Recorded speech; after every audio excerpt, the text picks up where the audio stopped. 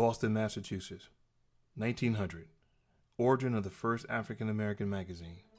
The Colored American magazine ran from 1900 to 1909, owned by the Color Cooperative Publishing Company. William H. Dupree and his partner purchased the magazine, saving it from bankruptcy. Pauline Hopkins, born in Portland, Maine, grew up in Boston, Massachusetts, where she was a prominent novelist, journalist, playwright, historian, and editor. She would eventually become the lead editor for the magazine. In 1910, the NAACP created the Crisis magazine under the editorial experience of W.E.B. Du Bois. He edited the magazine for 25 years. Its objective was to set forth facts and arguments showing the danger of race prejudice towards blacks. The magazine published works of many African American writers associated with the Harlem Renaissance.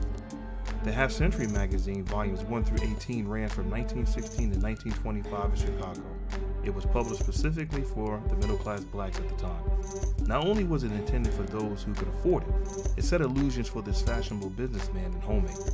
In other words, you had to be educated tan or fair-skinned with wealth during that time. The Messenger was a political and literary magazine created during the Harlem Renaissance. It was co-founded in New York City by Chandler Owen and A. Philip Randolph. In 1920, it featured black culture and published rising black writers. It was especially needed to strengthen the intellect during the Jim Crow. Being a college dropout, Randolph and Owen published The Hotel Messenger. In 1919, Randolph's wife Lucille launched The Messenger. The Messenger became a voice for those who were oppressed socially and economically.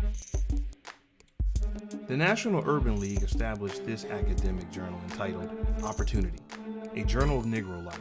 It was established in 1923 to 1942 and quarterly issued through 1949. It was funded and conducted by the Urban League, and its primary function was to publish dependable data concerning black life and race relations. Editor-in-Chief Charles S. Johnson wrote the very first issue for this magazine. The Negro Digest Black World was created in 1942. This magazine was based in Chicago and was published by the great John H. Johnson. In his early years, sales would reach up to 150,000 issues a month. However, after Mr. Johnson launched Ebony, Negro Digest took a huge hit. It eventually ended in 1951. In 1961, Mr. Johnson hired Hoyt Fuller as the editor. The magazine was revived. The magazine went under many changes, especially towards black interests. It reported on issues such as black power on a global level, highlighting struggles throughout the black world. The Negro American. On the October 1928 edition featured Miss Irma Sweat, sister of the civil rights activist Herman Sweat. The magazine was published in San Antonio, Texas, and declared itself the only magazine in the South devoted to the Negro life and culture. Mr. Johnson created The Jet in 1951, coming from Johnson Publishing Company in Chicago, Illinois. Named Jet because everything moves so fast, he once stated. There's more news and far less time to read it. The magazine contained fashion beauty tips, entertainment news, dating advice, political coverage, health tips, diet guides, and of course, beauty of the week. Jet magazine would routinely show racism in mainstream, especially negative stereotypes.